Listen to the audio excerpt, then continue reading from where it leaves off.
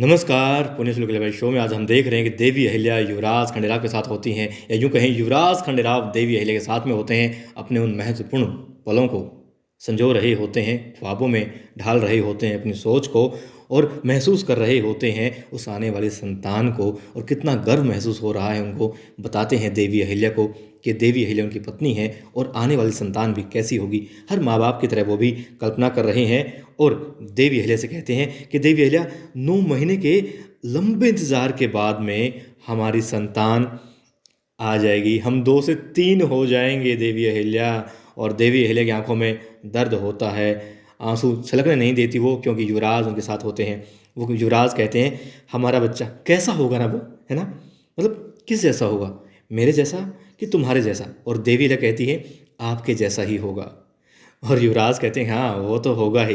वो कहते हैं, लेकिन लेकिन अहिल्या, उसमें तुम्हारे गुण भी होने चाहिए। मेरे जैसा हो, बेशक हो, बहुत सारे गुण मेरे होने चाहिए, मगर तुम्हारे भी होने चाहिए। तुम्हारी जैसी सोच उसकी होनी चाहिए, सूझबूझ होनी चाहिए, तुम्हारे जैसा संस्कारी वो होना चाहिए।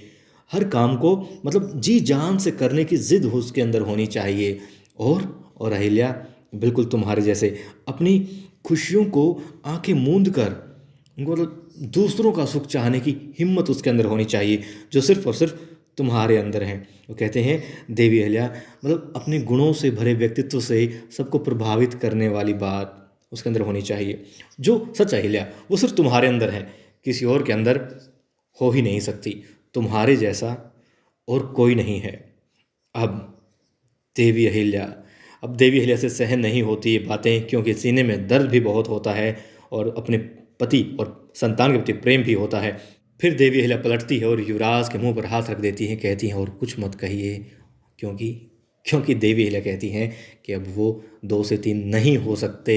उन्हें याद है कि पार्वती आ रही है, वो एक संतान के बाबा साहेब तो बनने जा रहे हैं, ठीक है, मगर उससे पहले उन्होंने हामी भर दी है एक दूसरी महिला के पति बनने की।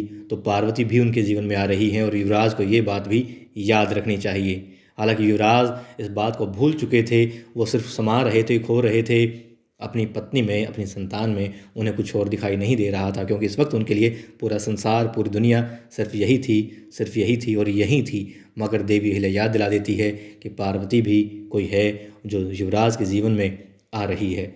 इस संतान के साथ साथ युवराज को वो भी याद रखना होगा।